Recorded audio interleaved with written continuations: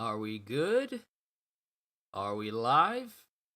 Everything appears to be in order, so let's go ahead and get this started, everyone. You already know what day it is, not just the last day of the month, but also Wednesday. And you know what drops on Wednesday for the most part, so I don't want to spend too much time. Well, not saying I'm going to rush through this because we're going to take our time and talk about each chapter today. But it's finally, I'm so happy that I'm able to have a reflection stream on a day that isn't a Sunday because January was on the last day of the month. My reflections was on the last day of the month, and that fell on a Sunday. So I had to combine chapters 1006 and 1000. Well, no, that's still March. But in January, sorry, I just got my dates and days mixed up. But in January, the last day of that month fell on a Sunday, so I had to combine it with my reaction to One Piece. Then February also fell on a Sunday. The last day of February also fell on a Sunday, so I had to combine that with another One Piece reaction. And I'm glad that I'm able to do one that isn't on Sunday. I've been checking my calendar. I don't think I have to do another one for a while. But I'm glad I'm able to do this today. So, yo, peoples, Kyushu92 here to bring you yet another one of my One Piece reflections for the month of March. Now, we got 3 chapters of One Piece this month, and they were all pretty good. The latest one that we got, the things that happened in that chapter, kind of was not surprised by. So we'll get to that in a sec, but let's go ahead and get started with these chapters. Let me bring my windows up because they like to disappear when I click on other different windows that I have up there. But welcome, Invoker and Danny Mondragon. So, going off and starting with chapter 1006 with a beautiful cover page of Kaido, his 3 All-Stars, and all the rest of the Tobiropo. Chapter 1006, the Honorable Hyogoro the Flower. Now, during this chapter, we have Yamato and Shinobu making their way out with Momonosuke after escaping.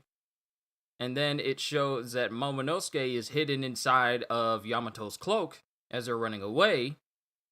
And Sanji, who has managed to be free of Black Maria because, Black Maria is currently facing off against Brook and Robin right now. He's making his way out trying to find out where everyone is. Trying to find out where he needs to go. Which way is the sealed storeroom with Kinemon and the others? So he's trying to find out which side needs him most right now. He's just looking back and forth. And Onigashima is starting to close in on Wano. Because in this one panel, it shows one of the mountains of Ringo. So it's starting to close in. Then on the outside of Onigashima near the entrance, we see that Pedos has pretty much defeated both Wanda and Carrot because the clouds went in front of the moon and completely cut them off from their Sulong forms. And he says, "Oh, what a shame this is for you, Moonlight Warriors, that your potential victory should require the luck of the weather above." And then Carrot thinks about memories of Pedro.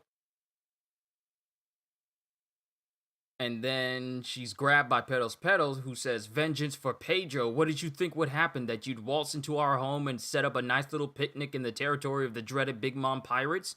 If you didn't want to see your friend die, then you should have stayed in the forest and nibbled at your grass, rabbit." And he slaps her into the ground with enough force to crack it. So Pedos has some actual strength on his side if he's actually able to do that to someone. El Gogeta, what's going on? We're going through chapters 1006, 1007, and 1008 of One Piece.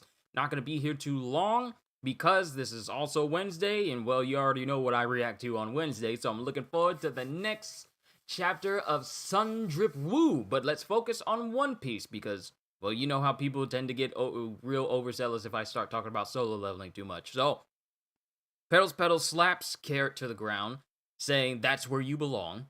And now it galls me to have to work alongside the Animal Kingdom pirates, but it's time to show these children what the Emperors of the Sea are all about. And he starts to make his way inside the performance hall. Here we have the samurai, some of the samurai that were afflicted by the Ice Oni rounds, who had that held at bay by Marco's flames. Those flames are starting to wear them out. Like the blue flames that Marco kept on them, The trade-off of it is that it requires stamina, physical stamina, in order for it to be prolonged. So the fact that the flames are starting to really sap out all their strength means that these samurai really don't have long before these ice oni rounds completely take them over. Then we have one samurai saying, keep going just a little bit longer, or you'll turn back into an ice oni. Once that happens, you'll rampage until your willpower runs out, and then you'll really die. As just a reminder, the ice oni rounds causes the afflicted person to turn into a berserker version of themselves, complete with fangs and roaring, and make them look like an oni.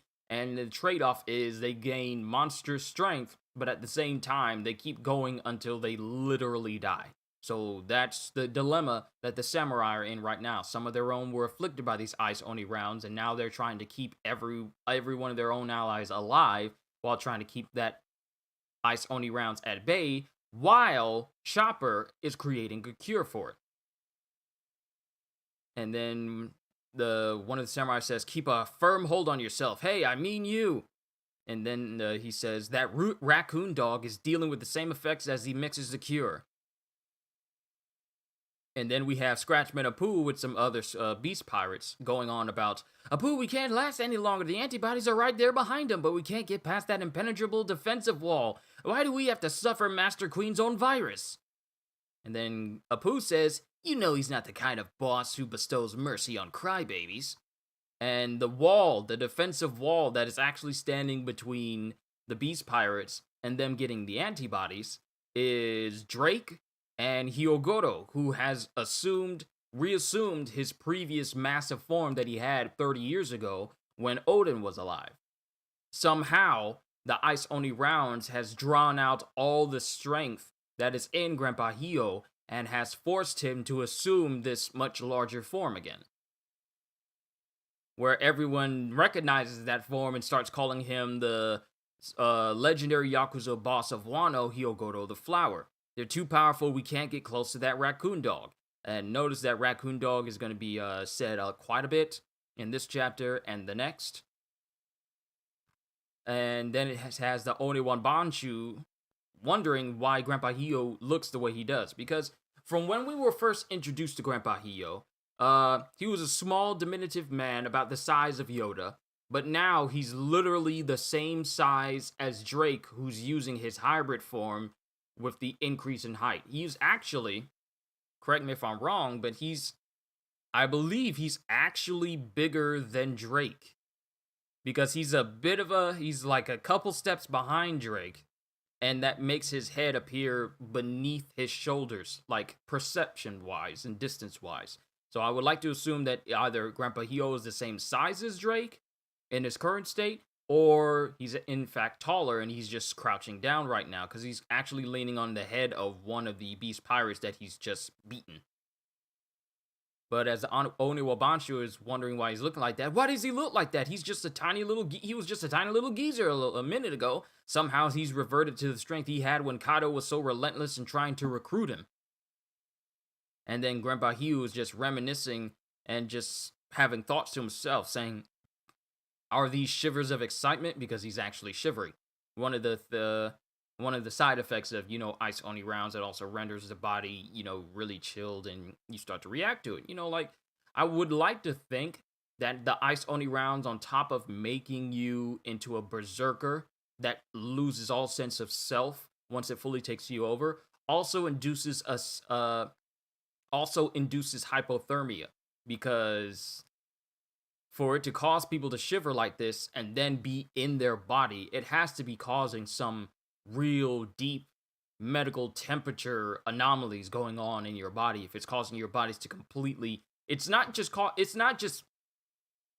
an ice effect going over the top of your skin. It is actually something that is affecting your body from the inside. So I would like to believe that this is causing either frostbite or just massive hypothermia inside of the body, and it's just all the same painful for those who are under its effects. So going on, he says, are these shivers of excitement? And then one of the other Yakuza bosses is asking, boss, are you alright? And he says, yeah, it's so cold, but I've always had a strong grip on my mind. It seems that accidentally coming in contact with that virus has extracted all the strength I have to the very limit of my life.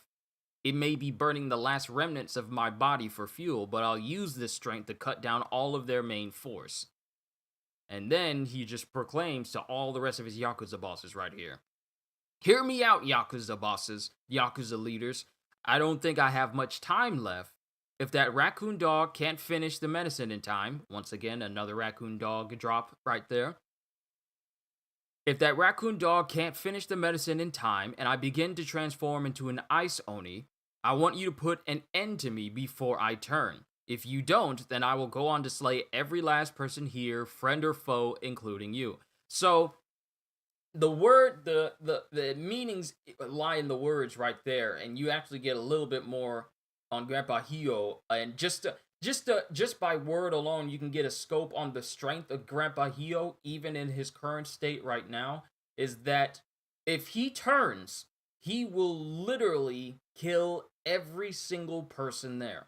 He says it himself. And given the fact that he's so strong, and due to the fact that Kaido actually wanted to recruit him, but he refused, just goes to show that this isn't just bravado. This isn't just words of warning or just words to try and sway people to feel a certain way. No, he actually means it. If he ever turns by the effects of this Ice Oni rounds, and he fully turns and goes full berserk, I honestly believe he's fully capable of killing every single person there on the performance floor with people, named important people like Drake, Zoro, possibly Apu, and the All-Stars being the only ones able to survive or last against him. But everyone else, he'll pretty much just straight up kill everyone. But then again, we don't know exactly the upper limits of his strength, so who knows? He could be completely right in being able to slaughter everyone.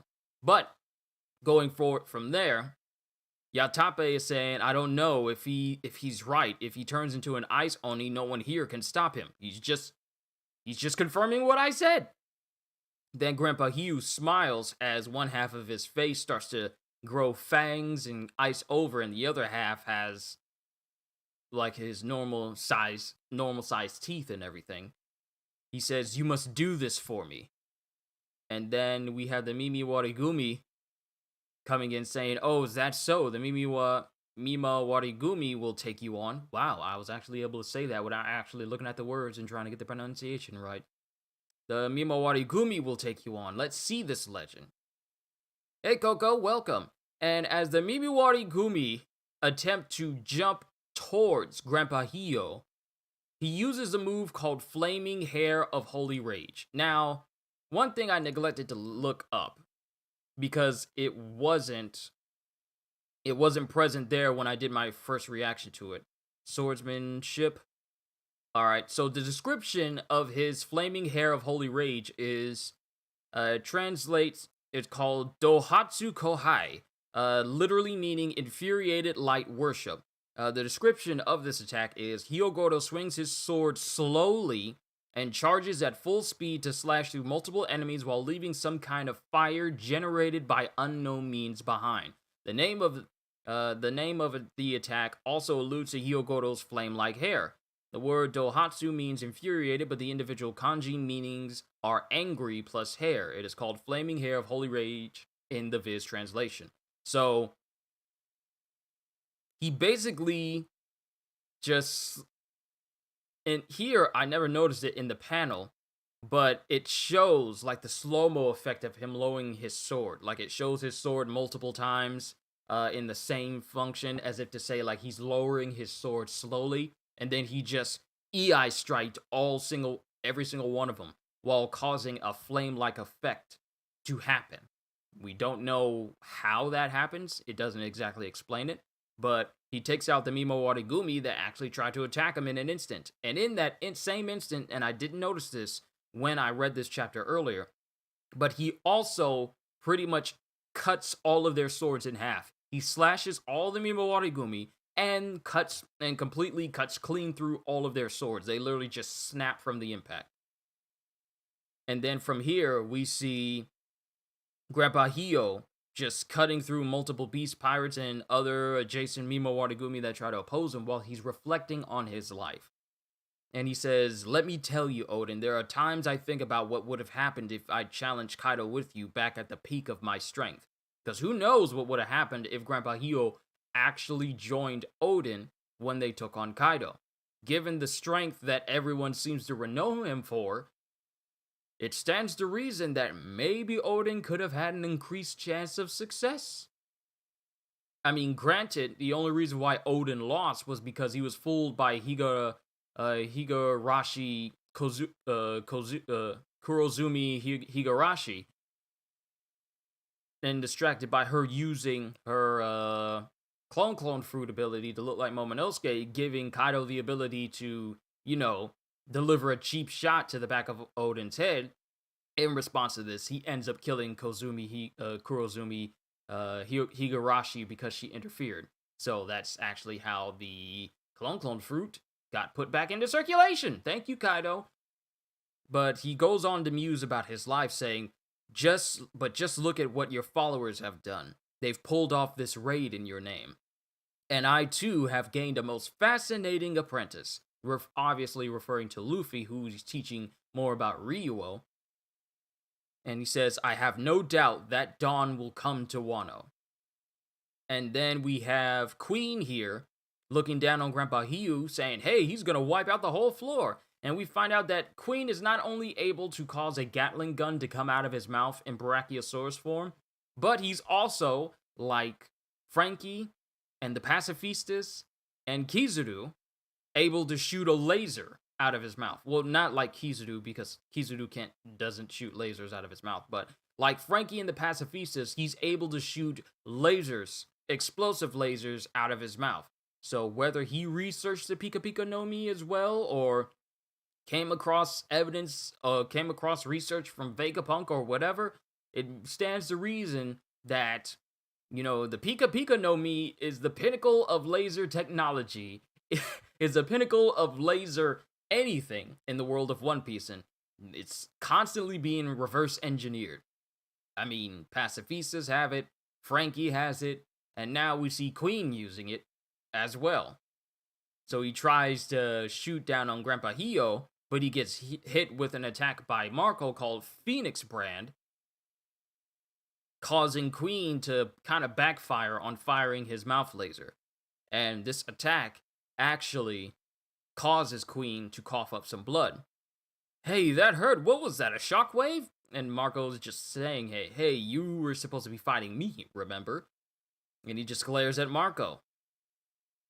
And then Marco's just looking at him, chill, even though he's got some scuff marks on other parts of his body. Either it's scuff marks or it's just the type of...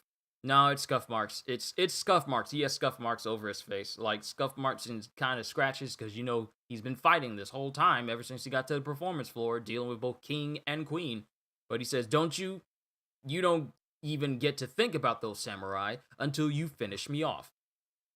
And then Queen still tries to use the laser on Marco, blowing up a good portion of the performance hall with the blast.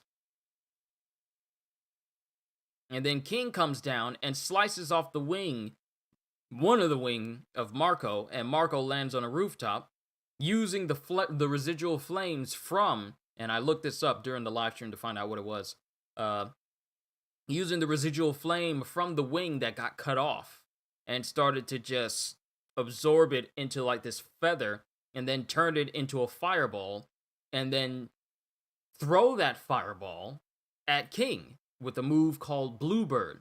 And we find out that this is, since his flames don't actually do any type of burn damage whatsoever, it's not that type of flame. It is a his flames and his attacks dealing with his flames are all concussive.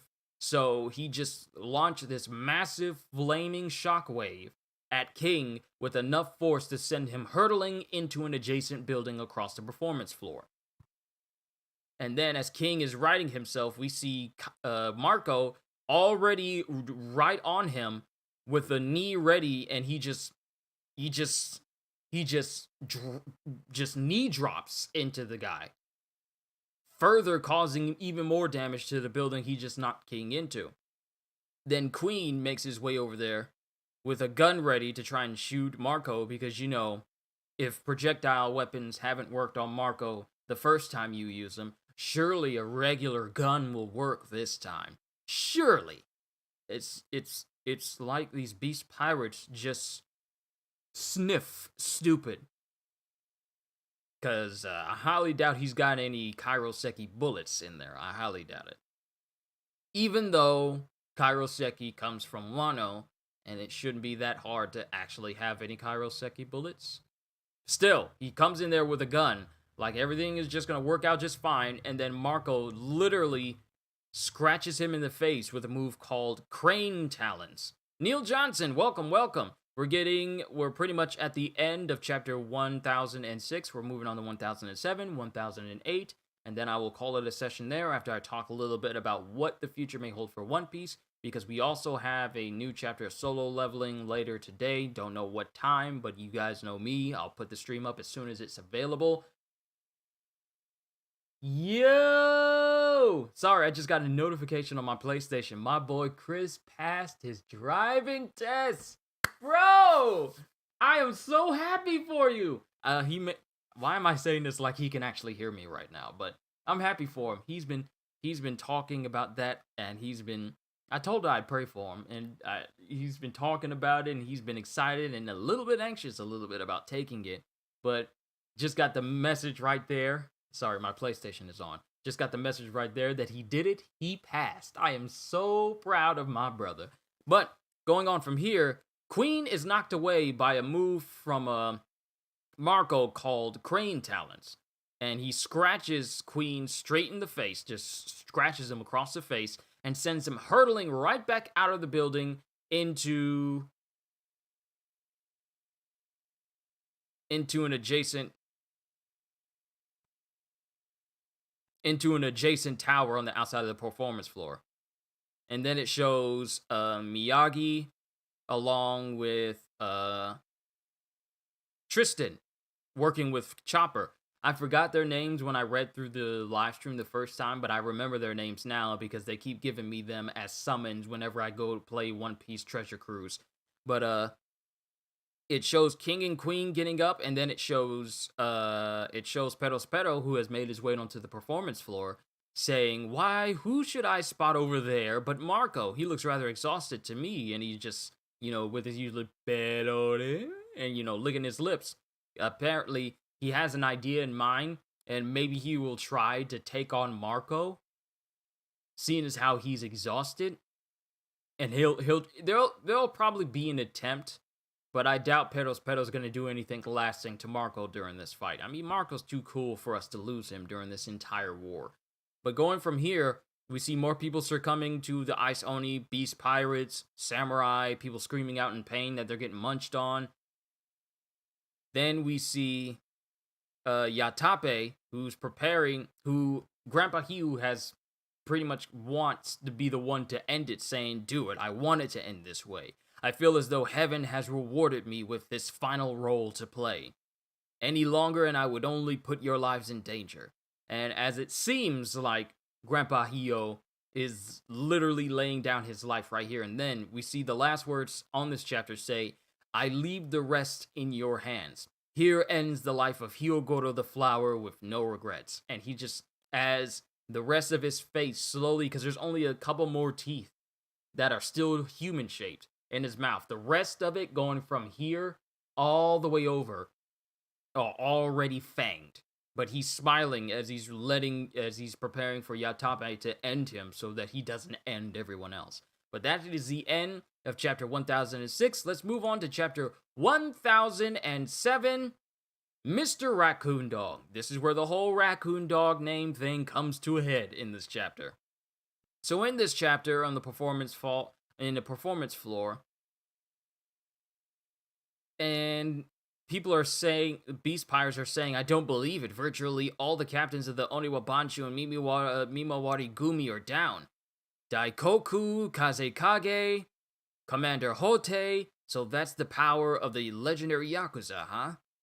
Karma, what's going on? We just got started on reflecting on chapter 1007. We got one more after this. We'll talk a little bit about the future of One Piece and where these chapters could be going, and then I'll bring it to a close there. I do not want to keep you guys too long, because I don't know when the next chapter of solo leveling is going to drop. So I want to make sure there's enough time in between for me to get prepared and for me to unbutton the top button and get rid of the tie of my shirt so I can get that facsimile Sung Drip Woo drip going on before I get started with my next solo level extremes. I'm sorry, I just had to say it. But all of the major ninja groups were taken down by Grandpa Hio.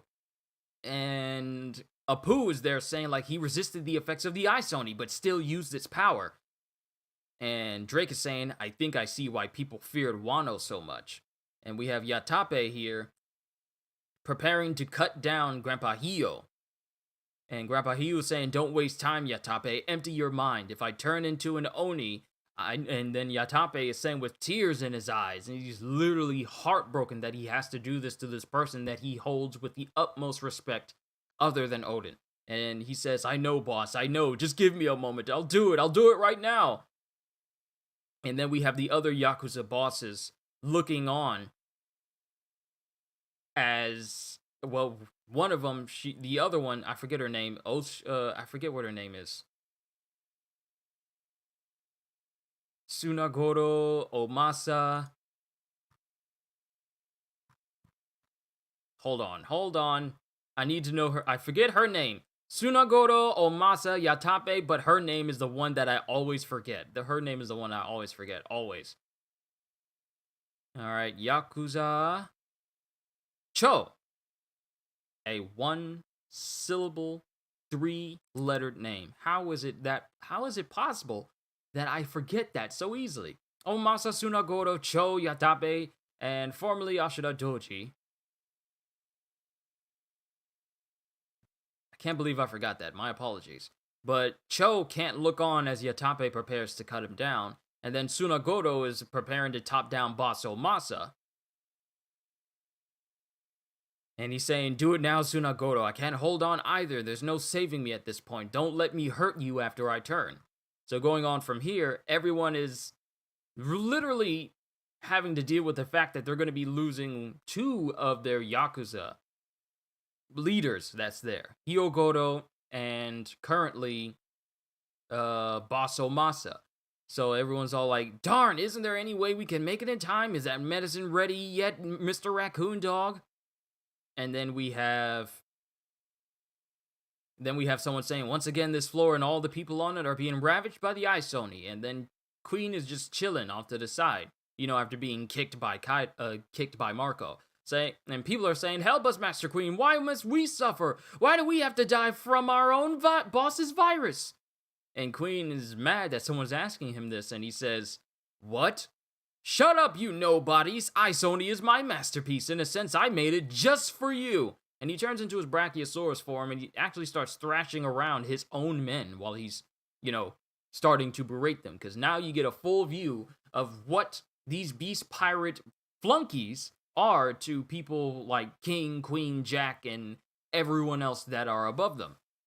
You get into a real sense of it right here. So he starts berating every single different category of the entire crew here, saying, you pleasures, you already gambled on a chance to gain powers and failed. You're dead weight that does nothing but laugh. And, since they're pleasures and they took on all the side effects of smiles but none of the benefits, they can only laugh while they're in fact being mad, saying, hey, that's messed up, and they can only help but laugh at this.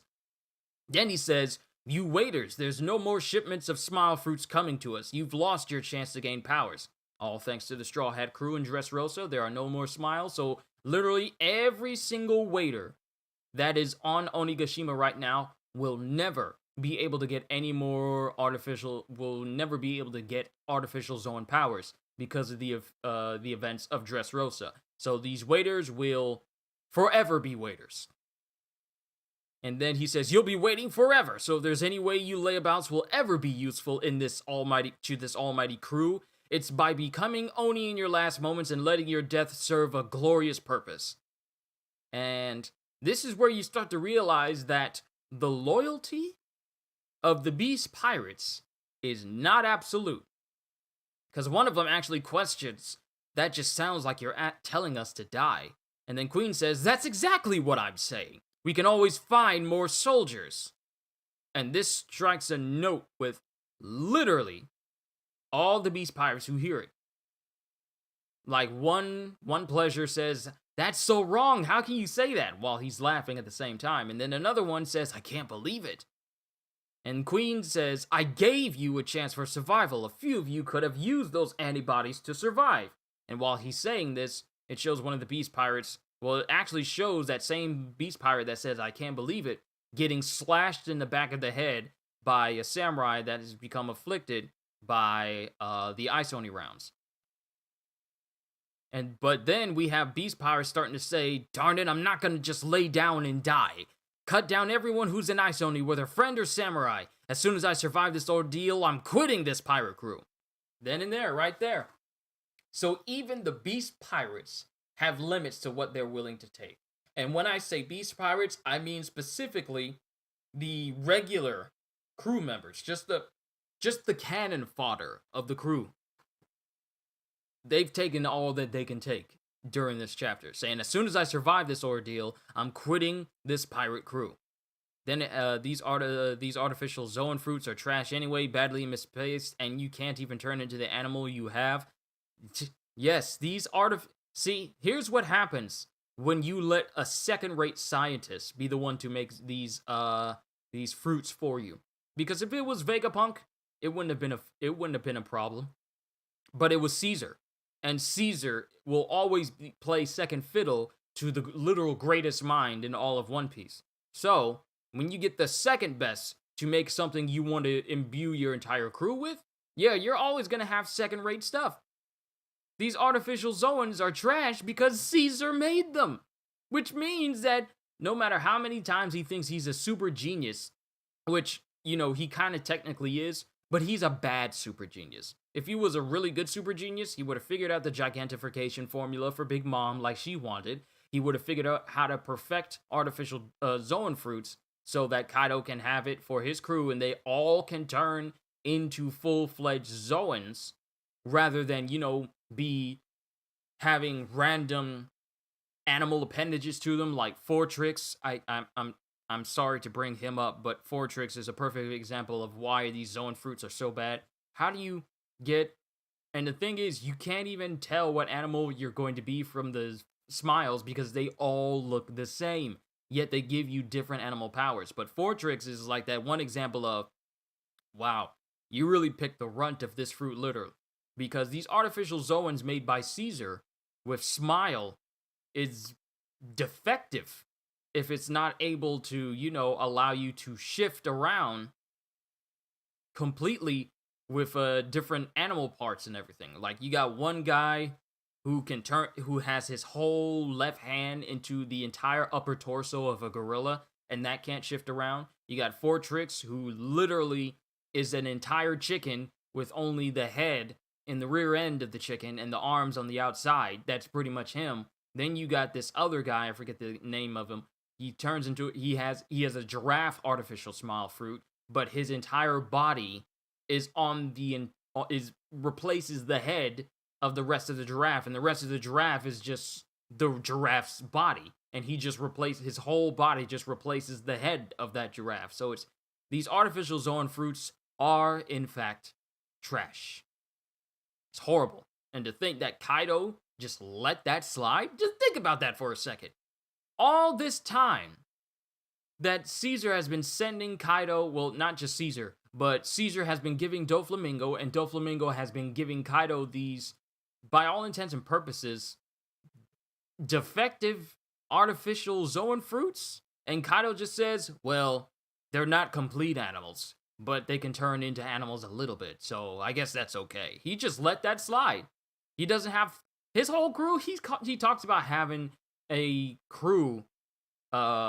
full crew with Zoans and a whole army of Zoan users, but are they really in fact full Zoans? The only people who are full Zoans on his crew, barring Scratchman Apu, are the Tobiroppo and his All-Stars. The rest of his crew, at least the ones who are gifters, they just have facsimiles of Zoan powers. And by that intents and purposes, they can't even be counted as full Zoans because it's not a full transformation, it's only partial, which means that these Zoan users only have half the strength, maybe even less than that, of an actual Zoan. So when you think about it, these artificial Zoan fruits are far worse than I originally thought. Now that I think about it, there's too many drawbacks to these artificial Zoan fruits that would even put them even a fraction on the level of regular Zoan fruits. So yeah, Karma, these artificial Zoan fruits are trash completely. But going on through here, let me continue because I gotta speed this up a little bit. But you actually you brought up a very, very good point. Artificial Zoan fruits are just horrible when you think about it, because it doesn't give you the fluidity of full Zoan powers. It forces you into hybrid forms that could make or break your compatibility with working with other people. It is odd. And to think that Kaido allowed this, maybe he was drunk. But going on from here, the Beast Pirates are saying that as soon as I survive this ordeal, I'm quitting this pirate crew. Then one of the samurai says they may be our enemies, but their abusive system makes me sick to my stomach. And then Queen says, I'm not going to read through every single panel because we'll be here all day. Queen says, hey, samurai, you might think you're over there fighting the good fight or whatever, but that raccoon dog's a pirate just like us.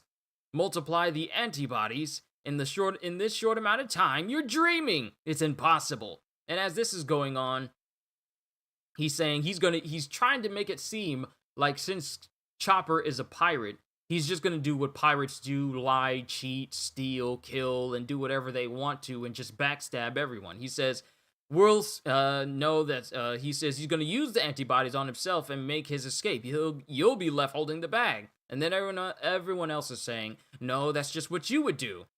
And then Queen says, we'll see. Pirates stab each other in the back. That's our style.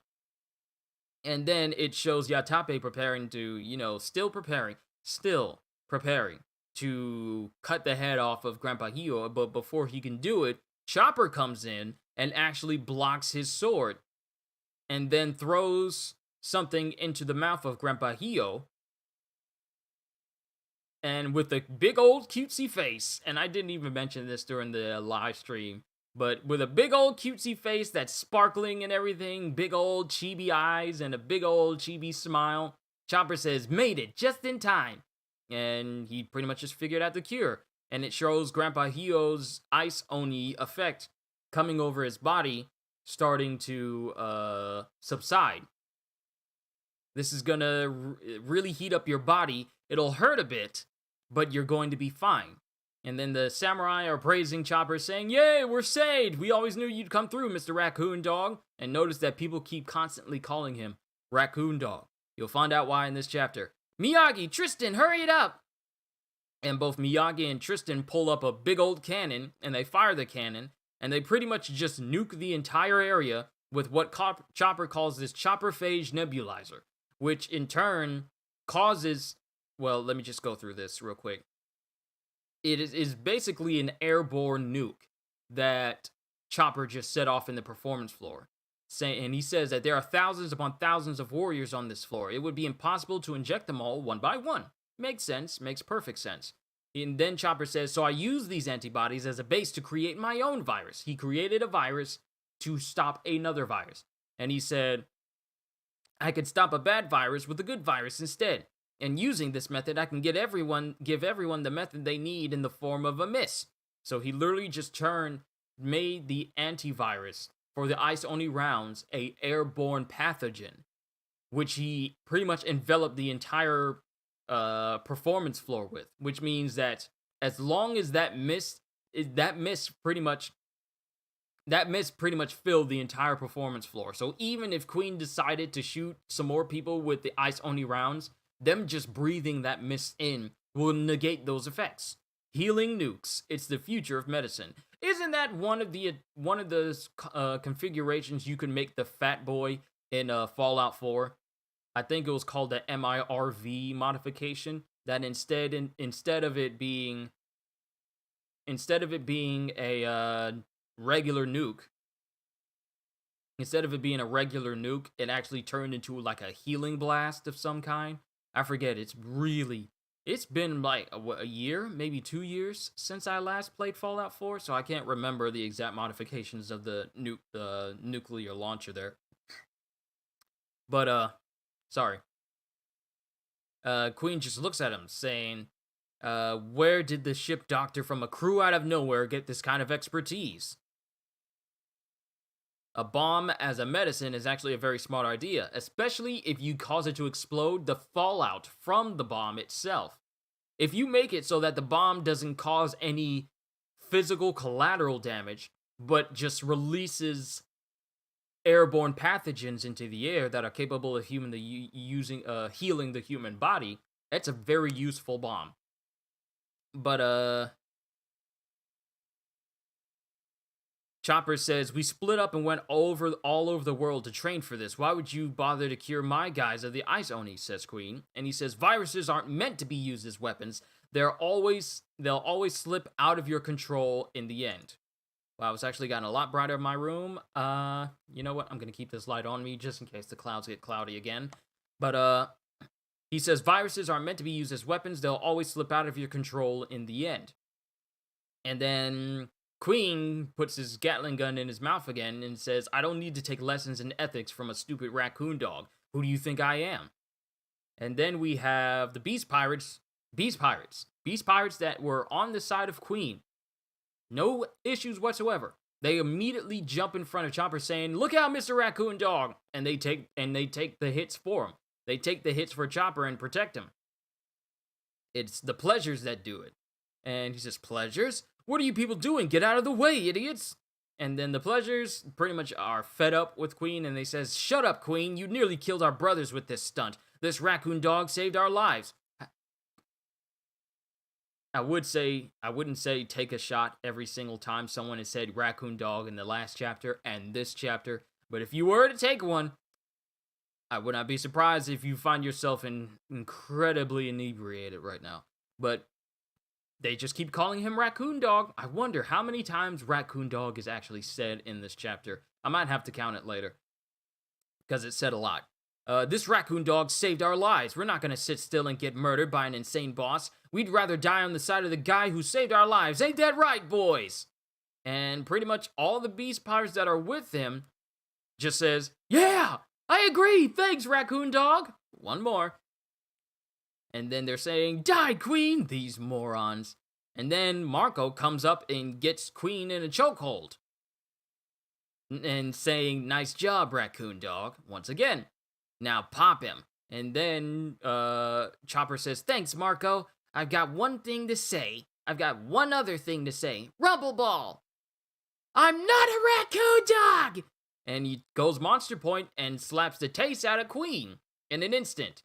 And Marco covers his mouth. That Pleasure covers his mouth. Yatabe covers his mouth. Cho covers her mouth. Grandpa Hio says covers his mouth. And even Drake covers his mouth. Because everyone thinks like, wow, we've been calling him Raccoon Dog this whole time.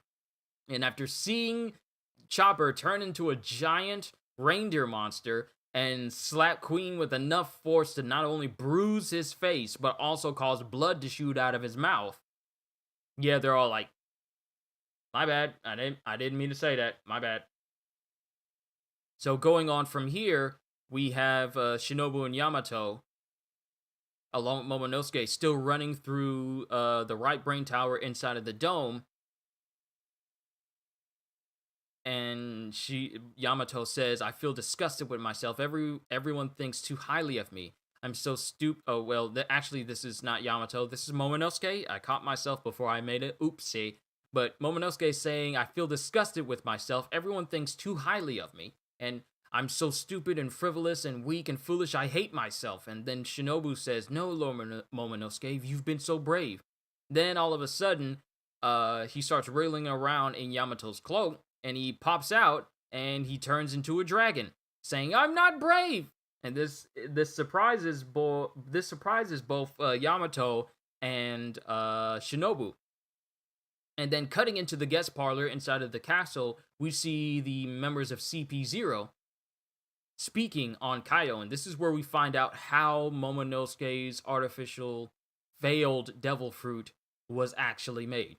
So the guy said, the one member says, and we still don't know their names or their identities. We already know Rob Lucci, Kaku, and Stussy, and Spandam. Those are the only ones that we officially know of in the terms of the CP0. But these three individuals who were also there to give the report of, Doflamingo's false abdication from the Seven Warlords, we still don't know their identities. But the fact that we see them so often means that they must be high up on the ladder. Even though Rob Lucci's in CP0, I would like to believe that these guys might actually be above him due to the fact that they are literally everywhere. Everywhere.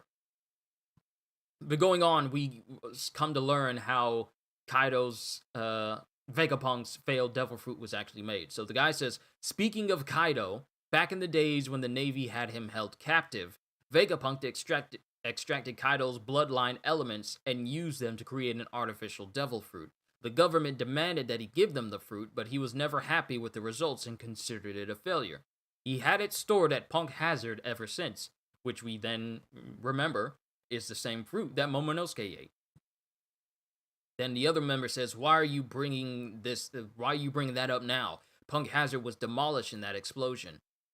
Well, let's hope the fruit got blown up when that happened, but according to G5's reports, one of the labs there was still functioning at the time. I was thinking to myself, thank goodness it was only a failure. So I wonder what he meant by that.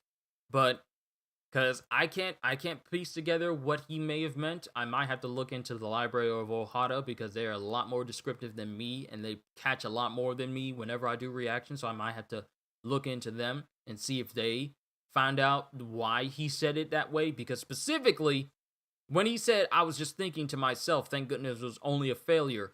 Failure is in bold text. So maybe there's more to this artificial devil fruit and its process and its so-called failure that meets the eye.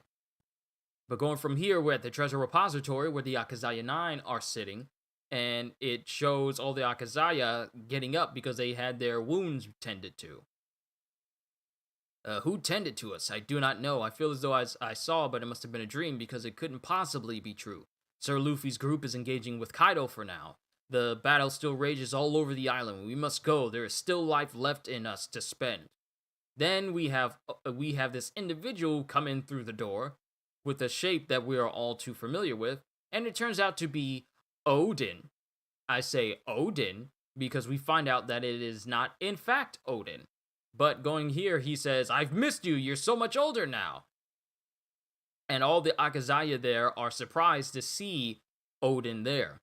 And there we see Kinemon tearing up in his eyes saying, Lord Odin. And that is the end of chapter 1007, onwards to chapter 1008. So in chapter 1008, leader of the Atamayama Thieves Brigade, Ashura Doji, we see this Odin figure standing in the treasure repository before them saying, I've come to the future with the help of Toki's power. It's a long story, there will be time for it later. And then the Akazaya are all, the Red Scabbards are all looking around. I wonder what is easier to say, Red Scabbards or Akazaya? I might say, I keep saying Akazaya because I'm probably just used to it. But Kinemon has tears in his eyes, Nekomamushi has tears in his eyes, Kikunojo has tears in their eyes. And this Odin says, there's no time to celebrate our reunion. My apologies for being late. To battle, my friends. Onward to Kaido, whom we failed to vanquish that terrible day. And then everyone just immediately joins up with him. But Ashura Doji is the only one to see through this deception. And he says, not so fast. He's got to be a fake. And then everyone is trying to argue with the man, saying like, no, there's no way that this can't be, that this is a fake. There's absolutely no way. They're blinded by nostalgia, mind you. They're blinded by nostalgia. They're blinded by nostalgia and the love and respect that they have for their former lord. But Ashura Doji is the only one being pragmatic about it and being the only one who's actually noticing that something is not right here. Why, of all times, why is Odin here? We all saw him die. And the thing is, people were trying to people in the last chapter, when Odin showed up, people were trying to tell me, like, well, maybe he got sent into the future using Toki's power. And it wasn't just during my live stream of reading the chapter that people said that. It was in other live streams when it was brought up. And I brought up the fact that Odin was shot in the head. Kaido shot him. Kaido killed him. Even on top of him being in the pot of boiling oil during the Hour of Legends, Kaido delivered the final blow to Odin with a shot straight through the head. And that's what killed him. So, but people would tell me that, oh, maybe he got brought forth using Toki's power. But it would make no sense because no one survives headshots in One Piece unless you're a Logia user or Luffy. Or you just have really advanced observation haki. But Odin is not either one of these people. So I knew for a fact that it was I knew for a fact that it couldn't have been Odin. And then one of my other viewers, Kohagen, put forth the comment in that chapter reaction that maybe it's Kanjuro using a painting and to make a fake Odin and to play with their minds. And it turns out that Kohagen was in fact right. Because this fake Odin, he should have a hole in his head and burn marks on his lower body for him to be real. Exactly. The fact that this Odin had absolutely no scars whatsoever, yeah, we knew it wasn't him. And we knew Toki wouldn't have sent him through the future because Toki died. Toki died after Odin died.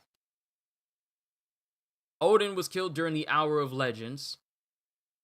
And then afterwards, Kinemon and the others make their way back to Kozuki, Odin's castle, where Toki sends them into the future. Odin died before Toki, so there's no way that she would have been able to send him to the future in order to get to this point.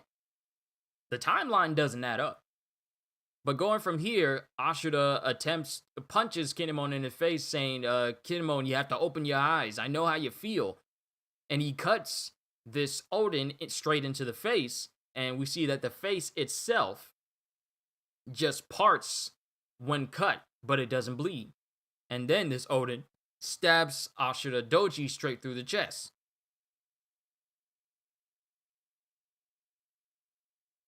And then Nekomamushi is screaming, Ashura, it ain't him! And then Denjiro everyone gets angry, but Denjiro notices immediately, saying, so it's you, Kanjiro! And then we find out, just like Kohagen predicted, that this Odin is a drawing created by Kanjiro. And the unique thing is that Kanjiro is remotely controlling this drawing of Odin that he's created. But Kanjiro says that controlling it remotely saps so much strength because Kanjiro is up and about and he's running through Onigashima right now. And Ashura is, laying on the ground because, getting pierced through the stomach pierced through the chest can actually do that to you. It's quite painful. I don't know because I've never been stabbed. But I'm pretty sure that's a hard thing to, immediately get up from. But Kanjuro says controlling it remotely sapped so much strength, and I'm deeply wounded. I expect I will die in this battle. But I will die having pierced the very heart of the Kozuki clan as Kurozumi Kanjuro. And then Denjiro realizes that Lord Momonosuke is in danger, because that's what Kanjuro is he's trying to find Momonosuke. He's the one who brought Momonosuke to Orochi way back when, so I feel like he's trying to find Momonosuke now. And then we have one of the Marys looking on in the upper rafters, just watching all this whole conversation go. And it shows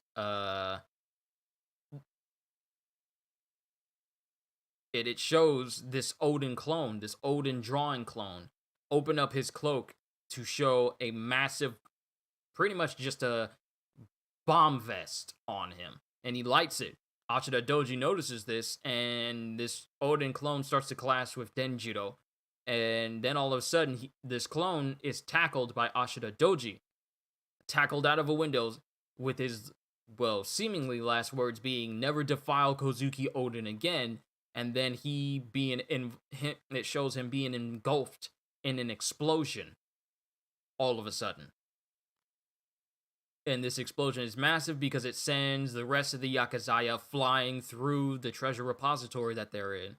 It shows nothing but silence as we see the reactions of other people. The sword of Ashura laying embedded in the ground with his obviously charred, unmoving body laying there amidst the mist and rubble of the explosion. And then it shows Kanjuro. It shows Kinemon saying Kanjuro as he makes his way towards where Kanjuro is. As Kanjuro is making his way through the castle, the main stronghold of Onigashima, saying, "Become Kozuki, bring down Kozuki, then die. It is the greatest final act. My entire life, a beautiful and poignant drama." But before Kinemon can even get out of the treasure repository, they are met face to face with Jack, who has finally made his way there, saying that took longer than expected. Then it shows Nekomamushi as he reacts to seeing the minks that are around him just beaten to a bloody pulp. Minks and samurai just beaten to a bloody pulp and trampled over by Jack. Then we have Inuarashi saying, "Raizo, Nekomamushi, hurry up on ahead." With Jack saying, "You intend to stop me on your own, King of the Day?" And then Inuarashi says, "We're both injured. Sounds fair to me, doesn't it?" And then we get a bit of a speech from Inuarashi saying, "I don't choose this fight to settle the scores of the past. I choose it to keep you occupied, so you cannot create any new victims, Jack. So go and protect Momonosuke, my friends." And then Jack tries to, intimidate him by saying, "You aren't going to see any moons down here." And Inuarashi, being the absolute unit that he is, says, "Nor is there any poisonous gas, so we'll both have to make do." So, Inuarashi, he ain't bothered by the fact that he won't be able to use a Sulong form. He just knows that Jack won't be able to use any of Caesar's little contraptions to give him an edge. Because that's the only reason why Jack was able to get a one-up on him. That's the only reason why Jack was able to get a one-up on the minks, because he pretty much nuked them with a poisonous gas bomb made by Caesar. That's the only reason. Then we cut to fire in the temple. We cut to fire being set inside of the castle, as we find out that Orochi is alive. Woo! Who's surprised? Not me. Literally the most unsurprising appearance of Orochi, and it's him being shown that he's actually alive. And he's setting fire to the entire castle, saying, "I'll burn it all down. Your mistake was betraying me, Kaido. You'll all die here up in the sky where there's nowhere to run. That was the last mistake you'll ever make. I'll slaughter every last one of you." So Orochi's alive, and he's there with Fukuro Kuju, who's apparently shooting every beast pirate they come across as he sets fire to the castle in the hope of, killing everyone inside. And with Onigashima being up in the air right now, yeah, they don't exactly have anywhere to escape to if the entire island is on fire. So, here's the thing though. Out of all the things they could have revealed in this chapter, Orochi being alive is the most unsurprising. We have all cemented way long time ago, we've all cemented that Orochi was not dead. So to see him here, it's not a big surprise. Not surprised in the least. The fact that we're not surprised about Orochi being alive, and the fact that he's just another person here. That's it. Orochi's no longer the big bad everyone is trying to take down, because that title belongs to Kaido and Big Mom on the roof of Onigashima right now. Orochi's just another person in Onigashima just doing something else random. That's it. Orochi is not that big a deal anymore. That's it. I know it may hurt to some people who actually like Orochi as a character, if there are any. I don't know if there are, but Orochi is not that important of a character anymore. We saw him as a person that everyone absolutely hate, due to the fact that it's because of him that Wano is in the state that it's in. But as of right now, with all that's pretty much going on in the performance floor, with Black Maria, all the Tobiropo facing off against the Straw Hats, the Supernovas facing off against the Yonko, Orochi's involvement in pretty much anything else is kind of inconsequential right now. Because he's dropped down from being one of the most important individuals in the Wano arc to literally being like, oh, this guy's back? Okay. What's going on with Luffy and the others? Because that's pretty much, that's the priority level of Orochi right now. He has dropped from, oh, I can't wait to see this man die. Now, mind you, I can't wait, but there are far more important things than Orochi right now. When you think about it, I'll bet against any one person cutting off the rest of Orochi's heads. Yeah, because we don't know the strength of Hiyori. And it just feels odd. Oh wait, okay, so I have my finger on the right buttons. It just feels like, Orochi, you're back? Okay. Woohoo. Like, it's just that you would think with seeing him alive, it's all like, oh no, Orochi's back. But no, it's like, oh no, Orochi's back. But going back to Team Momonosuke, Momonosuke is chilling, saying, now will you relax and stay here, Momonosuke? I'm sorry, I'm much better at controlling it than I used to be. When I first met Luffy's crew, I turned into a dragon whenever I was surprised or sad. And then Yamato says, it really startled me. I wonder if your power works like my father's. If only I could turn into a monster like him. I feel like there's some foreshadowing in the way that she says that, because we kind of saw her change back when she was facing off against Sasaki, but it was only the teeth first, but we never saw it go further than there. It would be such a help to everyone. Speaking of which, I hope Luffy's alright. I want a chance to beat Kaido too, being Oden and all. And then Momonosuke says Luffy is greatly weakened, but somehow he's still alive. He's still fine. And then Shinobu says, that's a relief. Wait, what? How do you know that, Lord Momonosuke? And then Momonosuke doesn't say anything. Now, what some of you have said is the reason why Momonosuke is possibly able to tell how Luffy is doing is because, I guess, of the ability to have the voice of all things. So I guess he can tell what's going on with Luffy. I don't know if that's the exact reason, or maybe he just has observation haki that's awakening, because, you know, observation haki tends to awaken for some people in very stressful times, so I wouldn't be surprised if that's the thing. But if it is, in fact, a voice of all things that allows you to tell how a person's doing without actually being there with you, it's kind of unique when you think about it. But then we cut to the rooftop of Onigashima, where we see Luffy being thrown straight into a wall with rapid speed, and he's just thrown into it. And then Zoro's just wondering, like, how are we supposed to beat them? And then Kid says it doesn't feel like our attacks are doing anything. And then Luffy says, they are working! There's no way all of these hits could have no effect. They're just as human as we are. And then it shows Luffy jumping towards Kaido, who is clearly far in the distance from this panel.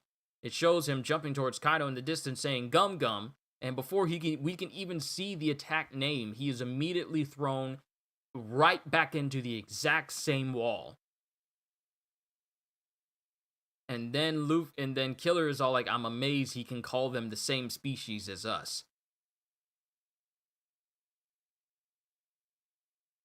And then Luffy's all like, what? So you're up here just expecting us to lose? And then Zoro says, no, we're thinking of how to win. Law says we should peel them apart.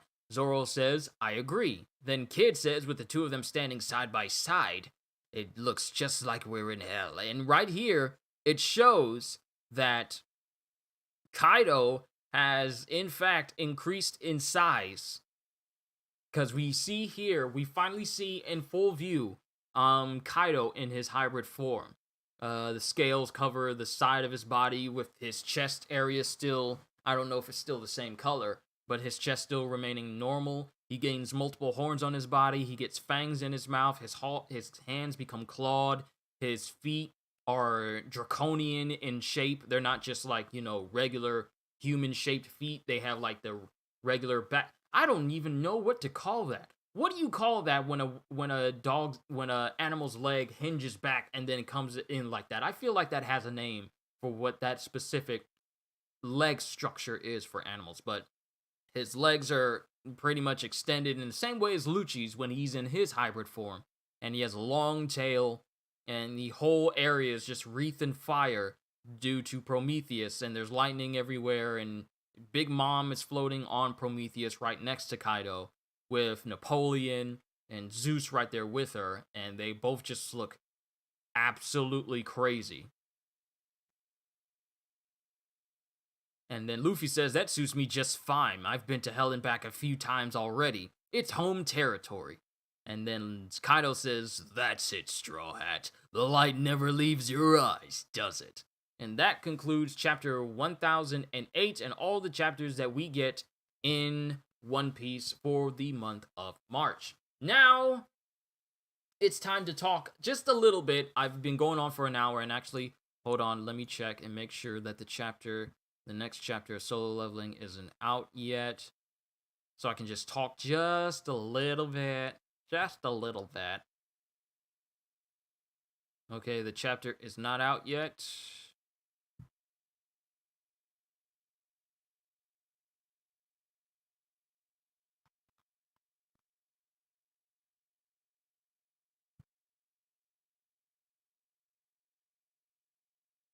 Okay, it's not out yet. All right, let's keep going and let's just talk about a little bit about what to expect from these upcoming chapters. So since I'm done reading through Kaido So Happy. He really is, because this is what Kaido enjoys. He loves violence. He loves fighting. He literally wanted, his biggest goal in life is to bring a giant world war, the literal biggest war the world has ever seen. So now he has someone that he can actually enjoy fighting with. Like, even in the chapter where we see his hybrid form in Shadow, he says, hey, Linlin, this is starting to get real fun. We don't see Kaido enjoying battle at all, because every time we see him fighting, he's just fighting to kill. But now he's fighting to kill while also having fun at the same time. So Kaido is very, very happy. He's very happy that he finally gets to enjoy himself in the heat of battle. He's like Kenpachi that way. But now, I expect complete domination for at least a chapter from the Yonkos, of course.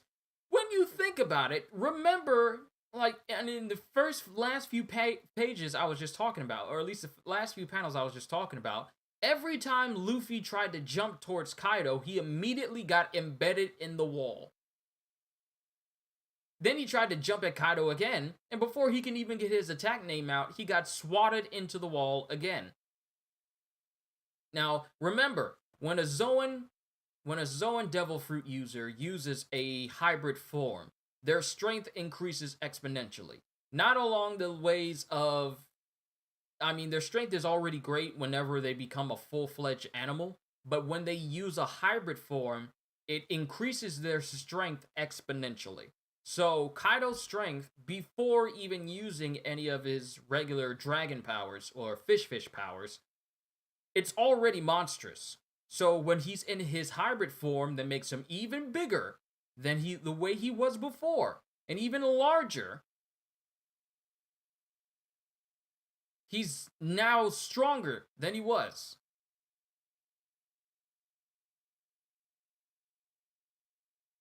So now, when it was just him knocking some of these guys around, now he's just knocking them around even further. Not only that, but that also means that Kaido's durability has increased with this hybrid Zoan form. Because mind you, anytime we saw Kaido get hit, it was either in a full dragon form or in his full human form. Now, mind you, the only thing that's managed to actually leave lasting hits on him were, pretty much everyone in the supernovas, because they use attacks that would, inflict damage on his insides.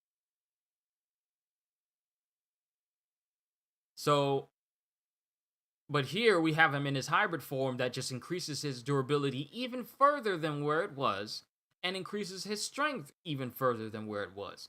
Now, to what extent and to what limit remains to be seen. But overall, I mean, we still have to wait to see what happens. If only these were like forward just a little bit more. I probably should have gotten like a bigger coat.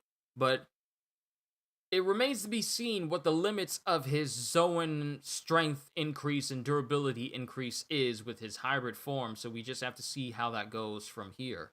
But now that Kaido is enjoying himself to the point where he can, assume his hybrid form, it just makes me wonder, is that the last trick up his sleeve? Think about it.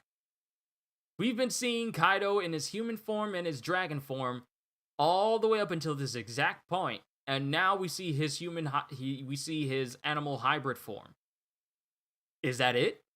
Is that the extent of Kaido's strength? Is that all the tricks he has left? Because you can't go back to dragon and you can't go back to human thinking that that's going to give you an even bigger edge now. You're using a combination of both now. Where else can you go? What do I think about Marco? Destruct, I think that Marco has been putting in a lot of work ever since he got here to Onigashima. Facing off against Big Mom to keep her from getting inside of Onigashima so everyone can do what they need to do. Then making his way into the performance floor and helping out the Straw Hats, along with, dealing with King and Queen. And even though he says that, dealing with two 1 billion berry bounty people is a lot more requires a lot more effort than he originally thought, he's still contending with them. Marco is still keeping up with both King and Queen, despite saying that taking on two 1 billion berry bounty individuals requires some more effort on his part. He's still dealing with them. And he's been doing everything with a smile on his face. Every occasion whenever he's hitting one of them, or hitting one of them with a big old fireball, a bluebird fireball, or a knee drop with blinding speed, he's talking with a smile on his face. Where's my Zoro versus King match? I need that.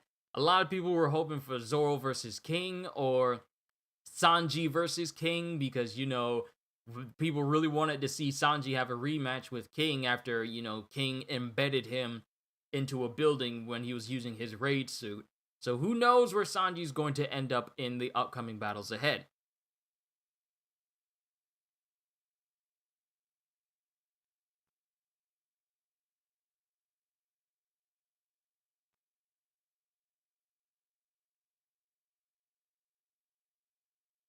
Hey, Johnny Hosier, solo leveling. We're talking about One Piece right now, so keep solo leveling talk in a solo leveling stream once I get it up. But the chapter is not out right now. But who knows who Sanji is going to fight going forward? Because we already have Nami, Usopp, and Tama versus gathering up as many beast pirates as they can. We have Frankie versus Sasaki. We have Brook and Robin versus Black Maria. We have Jinbei versus Who's Who we haven't actually seen in a minute. I feel like we need to dedicate more chapters. Wonder what Hawkins has been doing this whole time. Bro, I forgot about Hawkins. I completely forgot about Hawkins. Hawkins is still there, but we don't know what he's doing. I think Kaido might have a final form which might give him an insane backlash, which might even get him close to death. So here's the thing. We know that Zoans have awakened forms, but what we've seen from the prisoner guards of Impel Down is that, at least from their example, awakening your Zoan form causes you to gain monstrous, even more monstrous than what we've seen, durability for a Zoan user, and monster strength at the sacrifice of intelligence. So I don't know if either Kaido will awaken his form, and since Big Mom called it the legendary fish fruit, I don't know if it might be the one exception where he can assume an awakened form but keep his intelligence? I don't know. I'm just spitballing ideas here. But I don't know what will be the ace up Kaido's sleeve if he has one left, or if he's just going to use his hybrid form to be the final thing that he uses against the supernovas. That remains to be seen. Oda has too many characters at this point. He's going to meet up with Jack, maybe, because that dog man is going to lose and he's going to save the day. Doubt it, Aljani, because, I mean, there's narratively, it wouldn't make sense for Jack. Narratively,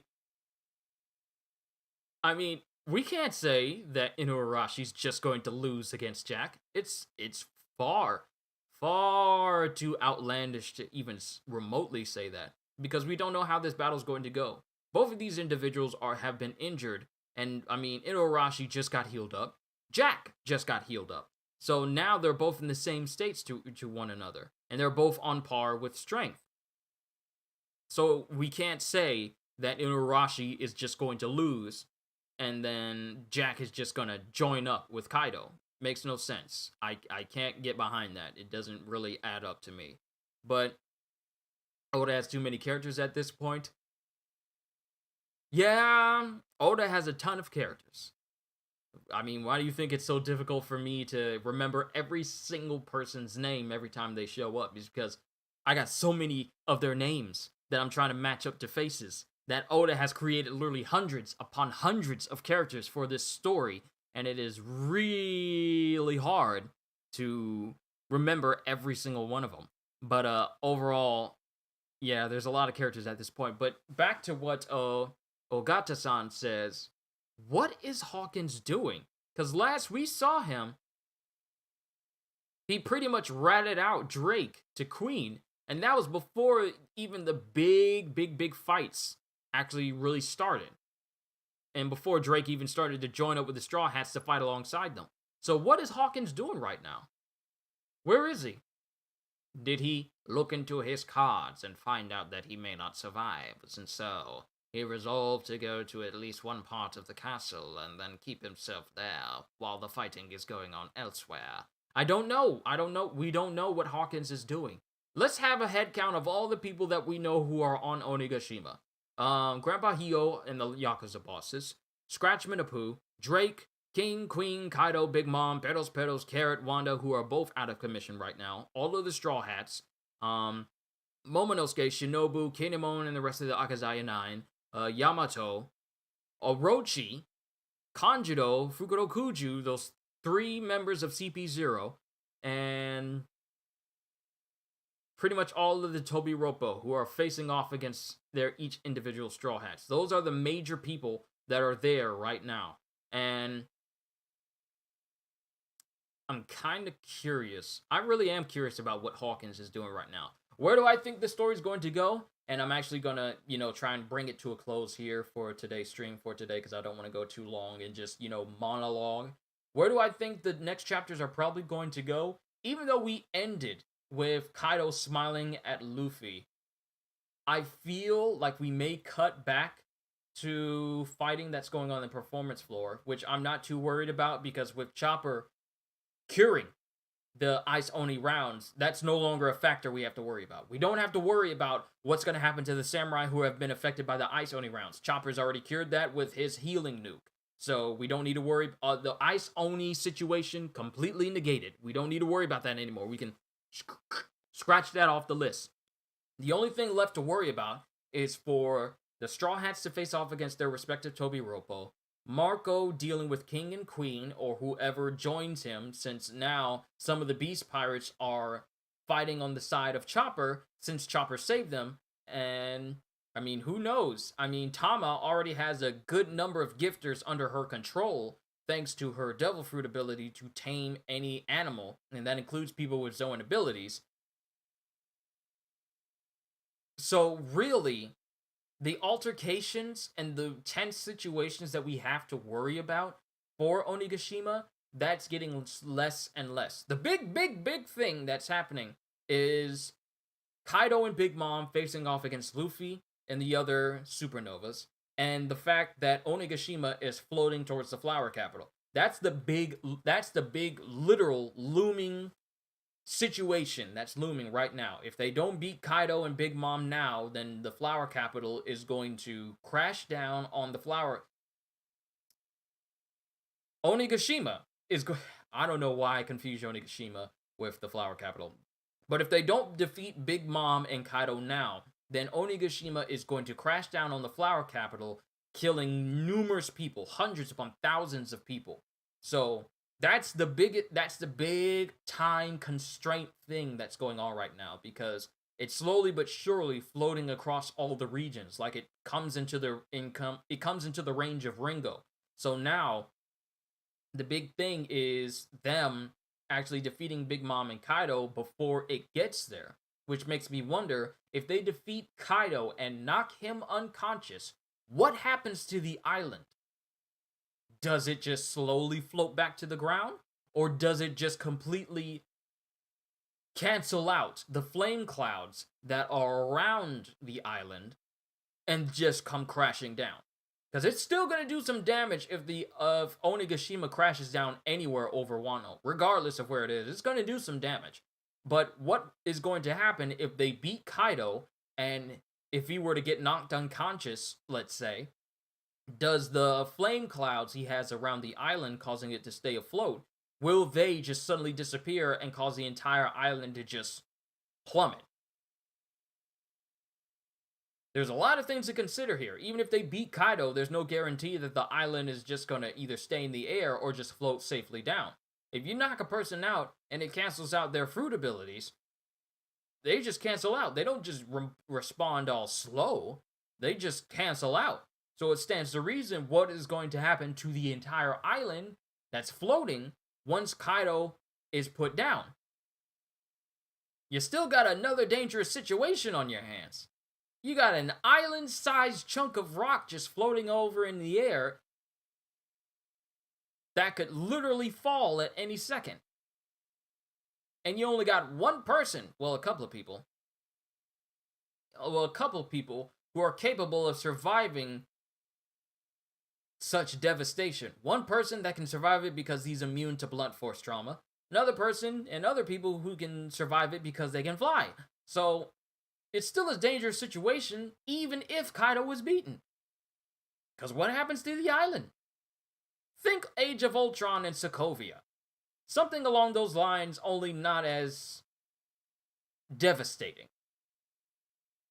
So even with all that going on, and then we have Orochi. We have Kanjuro and Orochi just running through the entire castle, with Orochi setting fire to it in revenge for getting beheaded by Kaido and betrayed by him. So now Orochi's all like, you know what, I'm just gonna kill everyone. Let's just set this whole thing on fire because you betrayed me. You'll never do that again. So, Orochi's doing his thing. I mean, does anyone... Let me be honest. Does after getting is Onigashima bigger than the flower capital? I mean, all of Onigashima is an entire island. And it's a massive island. I mean, if you were to judge the scope of Onigashima in conjunction with the size of everything, I would say that Onigashima is in fact bigger than the flower capital. Because the skull of Onigashima, you could fit all of Kozuki, you can fit the entire Kozuki castle in there, along with a lot of the surrounding buildings. Because a lot of the things that make up Onigashima are all giant size. It is absolutely massive. I can't remember what chapter it is when they first get to Onigashima, but in comparison to the ships and the bridges that link different areas together while they're sailing their ships in there, the ships are, in comparison to these bridges and other things throughout the island, like the size of toy boats in comparison to a lot of the objects in the entrance to Onigashima itself. And entire buildings can fit in, literally, an entire castle can fit inside of the skull of Onigashima. And Onigashima still has a big circumference around that. So, it stands to reason that Onigashima is bigger than the flower capital. The entire island itself, it's bigger. That's why Big Mom was saying that, hey, if Onigashima drops down on the flower capital, that's going to be hundreds upon thousands dead. If Onigashima drops down on the flower capital, it is literally going to be akin to a mini meteorite, a mini large asteroid hitting the ground. So yes, Onigashima is in fact bigger than the flower capital. I gotta find that chapter where you see the Straw Hats and the Straw Hats and all the rest of the samurai sailing into it. But Onigashima, even in the front half of it, is massive. It's absolutely massive. So yeah, Onigashima is bigger than the flower capital, which is why this is a precarious situation if they don't beat Kaido now. Because wherever Onigashima drops, it is going to be felt throughout all of Wano. That's how big the island is. Still trying to wrap my head around the fish fruit thing. Yeah, it took a moment for me to get over that as well. Like, really? Fish fruit?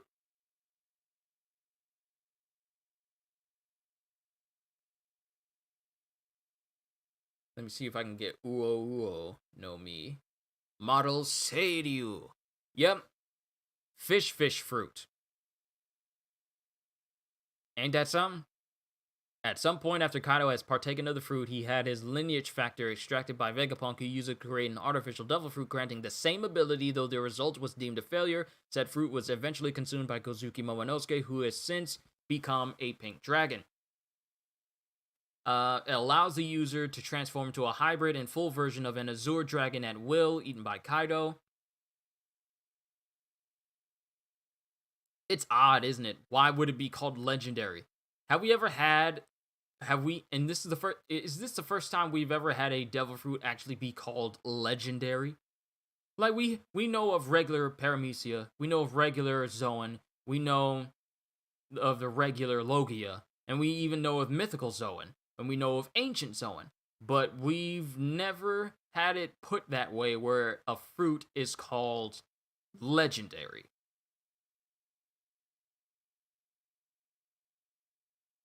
Do you think someone from the Marines might come? No. I mean, technically, they already have someone from the world government on Wano already, but I don't think they're just going to send, I don't know, someone from the Marines over. I highly doubt they're going to send an admiral over. I mean, Akainu said, like, we can't send any forces over because we don't know what we're dealing with over there. Literally, the world government has no idea what it's like over in Wano, nor can they gauge the strength of the samurai over there, simply because Wano is not affiliated with the world government and no one can get in. So I doubt that they would just send Marines over there with absolutely no idea what they're getting themselves into. Akainu may be, brash and overly aggressive, but he's not stupid. So I doubt that anyone from the Marines are just going to make their way over to Wano. I mean, when you kind of think about it, someone from the Marines is already over there, but technically he's undercover. Drake. So, I mean, that meets the criteria of someone from the Marines being over in Wano already.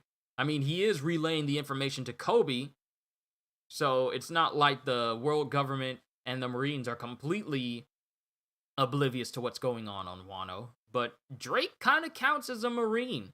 He's just posing as a pirate. I bet at some point Luffy and Koby will team up. Yeah, that's if the conversation between Koby and Boa Hancock goes smoothly. Because remember, Koby's on his way to try and arrest her. Don't see that going all that well from a combat standpoint, but I feel they'll reach some common ground once they realize how much they have in common with Luffy. And it would take a couple of days to get there. Yes, Wano is far off. And not only that, but you have to deal with the fact that their borders are closed up and no one can actually get in there. And unless you know how to use the koi fish to go up the waterfall for Wano, you're not getting in. We still got Marines versus Warlords. We do. We still have Mihawk versus the Marines. What in the world? Huh. This popped off. And I almost poked myself in the finger.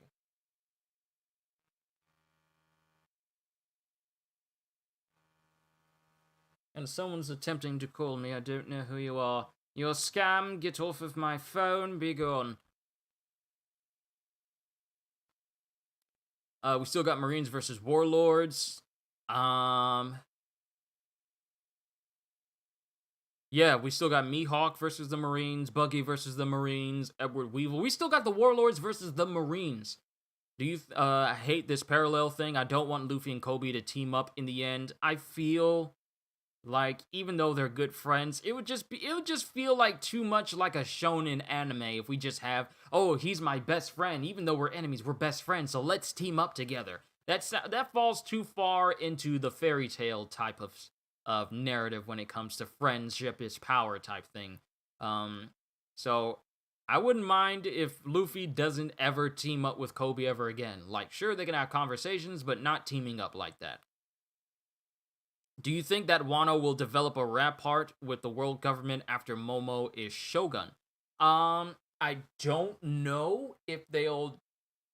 I don't know if even if they open up the borders for Wano, they'll just, agree to be part of the world government. Because then the world government is going to want access to all the Kairoseki they have on Wano. Because remember, and I said this like a year ago or maybe 2 years ago, Wano is basically the Wakanda of One Piece. They're the only place where Kairoseki is made in abundance and is there in abundance, and they have people there who are capable of shaping Kairoseki to different shapes and everything, far greater than any other country in the entire world.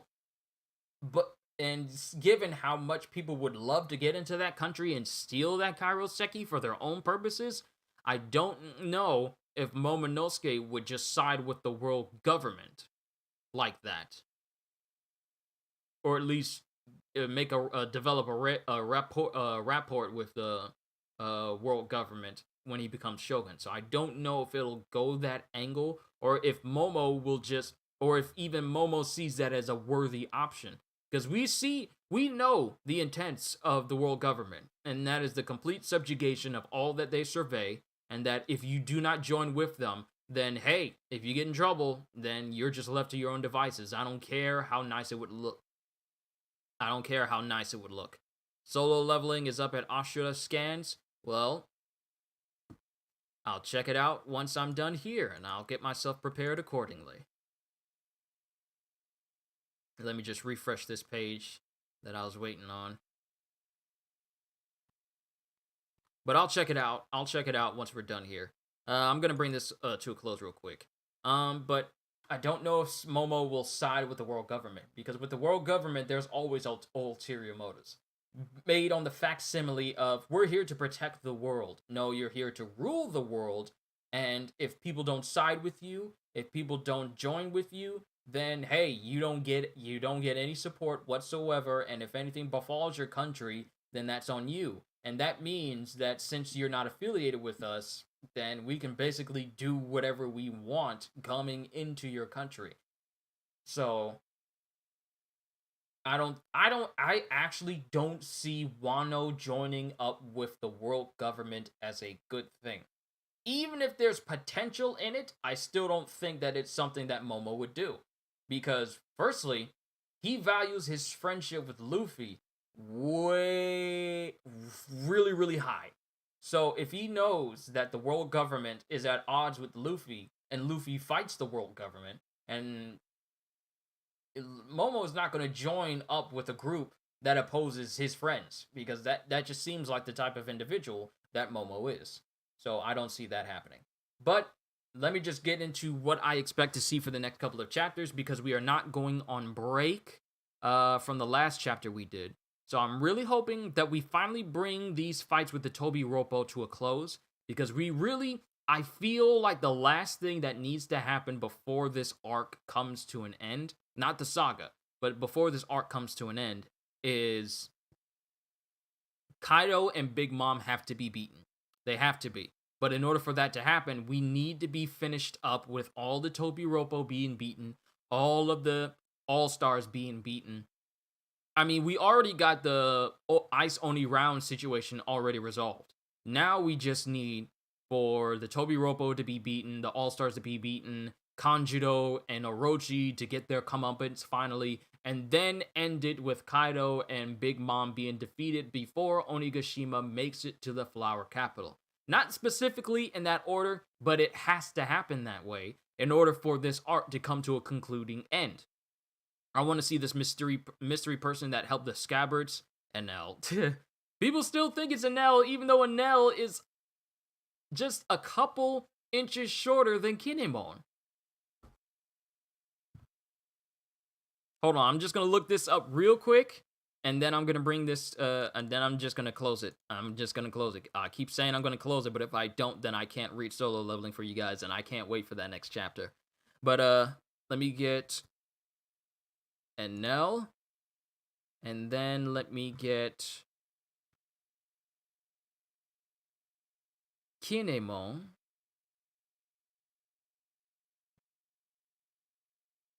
Alright, Enel is 8'9", and Kinemon is 9'8". So this person that was there with them, it couldn't have been Oden. Wait, what? What if... Ooh, I just had a thought. What if, in fact, it wasn't Enel or anyone else, but maybe it was Kanjiro's drawing that can actually change shape? What if it could change shape and it made it look like someone familiar to tend to their wounds? And then when their wounds get tended to, it turns into Oden to further cement the idea that he's back and lower their guard even further. And then he does what he did in the last chapter. What if it's that? Think about it. You get this drawing that tends to their wounds, lower their guard because they're being healed. Then you make that drawing turn into Oden, further lowering their guard because it's the person that they respect the absolute most and would never question. And then you use that drawing to kill them when their guard is at their absolute lowest. Make it look like people they knew, and then kill them with it. Think about it. I keep seeing people say Hiyori all the time. I keep seeing this. Unless it's Hiyori, I'm gonna stick with the contrary. But what if it was Kanjiro's drawing changing shapes to look like different people just so that their guards can be lowered just a little bit? Why would he do that? I mean, why? I mean, wasn't that the same question? Isn't it easy just to poison them, for example? I mean, think about it. Think about it. Kanjiro is an actor with a feeling for the dramatic. He's an actor with a feeling for the dramatic. So why not make it? He literally comes from a kabuki troupe where it was his job to act over-exaggeratedly. So think about it. He says his life is a beautiful and poignant drama, so what better way to build up the drama than to go over the top? Just a thought. I just feel like Kanjiro is a bit of a troll. Hey, I'm Oden. By the way, I got a bomb vest on. Boom, go boom. Yeah. Not only that, but, fooling all of them for all of those years. It doesn't seem out of the realm of possibility for him to play with their minds like that. Because it's what he's been doing ever since Orochi put him up to it. Just a thought. I do imagine that Momo will stop selling Sea Stone to the outside world, which would leave the world government no choice but to invade Wano. There is an epidemic of gigantism in the One Piece world. Yeah, there is. There really is. If you're a normal-sized person, you're pretty short. And the bomb would be perfect for the finale instead of poison. Exactly! Kanjiro is literally putting on this big, poignant, and beautiful, and dramatically filled play. Man, too complicated. I don't buy it. I mean, so was the plan for Kanjiro to infiltrate Kozuki Oden, pretend to be his ally, and then at the very end, and even after Oden died, continue to put up the facade until he eliminated every single every single member of the Kozuki family, including Momonosuke, while pretending to be their ally for 30-something odd years. That sounds really complicated as well. Sounds simple when I say it, but you gotta keep up this facade that you are actually a Kurozumi working for Orochi. And then you're doing all this extra. It makes the most sense though. I know. That's why I came up with the idea. It sounds convoluted, but aren't plays really kind of convoluted unless you have a script? Kanjiro is just making this up as he goes along, but he's doing it in a big theatrical. He's doing it in a big theatrical, dramatic fashion. Like I said, he's being theatrical about it. He's just being big and dramatic. We will see. Yeah, we'll see. We'll see. That's all I can say. But overall, I did enjoy these chapters. You guys already know what I'm really hoping to see from the next couple of chapters going into April. Literally, April starts tomorrow. Good lord, April starts tomorrow. But overall, I enjoyed the chapters that we got. We got to find out that it was from Kaido's own blood that Momo's Devil Fruit was created. We got to find out that we got to see Kaido in his hybrid dragon form.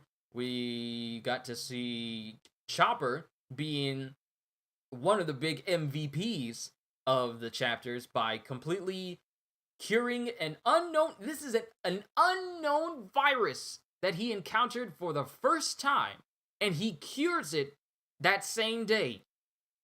An unknown virus created by Queen that he had no idea about prior until it actually started to affect him and the people around him, and he creates a cure for it, which shows that Chopper's expertise as a doctor is a lot bigger and a lot better than we originally thought, due to the fact that he's basically been creating cures for everything ever since he's come across it. He created a cure for the mummy rounds, and he created a cure for the ice oni. So Chopper is the big MVP for the chapters in March. So overall, I did enjoy these chapters. But, ladies and gentlemen, that is all I got for you. I want to go ahead and get ready and prepare myself for my solo leveling stream, which is apparently out right now. And I'm looking forward to seeing you guys there. So I just want to say thank you for taking the time to view me today. I know it's been like an hour and 42 minutes of me talking nonstop, but just want to say that I am truly thankful for your support for this channel in any way that you choose to show it.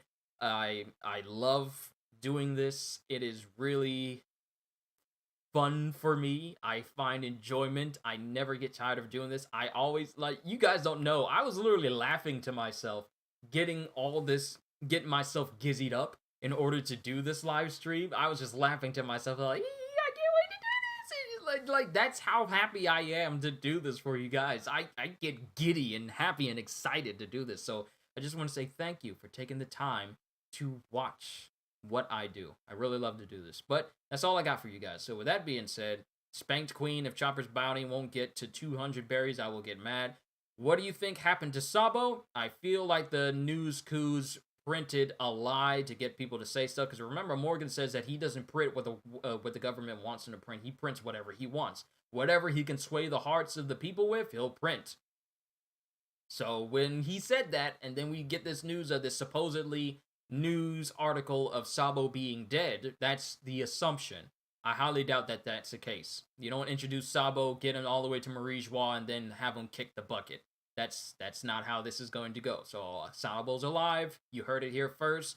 On March 31st, 11:43 a.m. in the year 2021, Sabo's alive. Letting you know, letting my future self know, hey, Sabo's alive. Don't worry. But that's all I got for you guys, so I hope you all enjoyed. Can't wait to see you all in my next video. If you're new to the channel and you enjoyed what you saw here today, then consider subscribing, because I am always looking forward to entertaining you. So have a fantastic day, and once again, as always, later, peoples!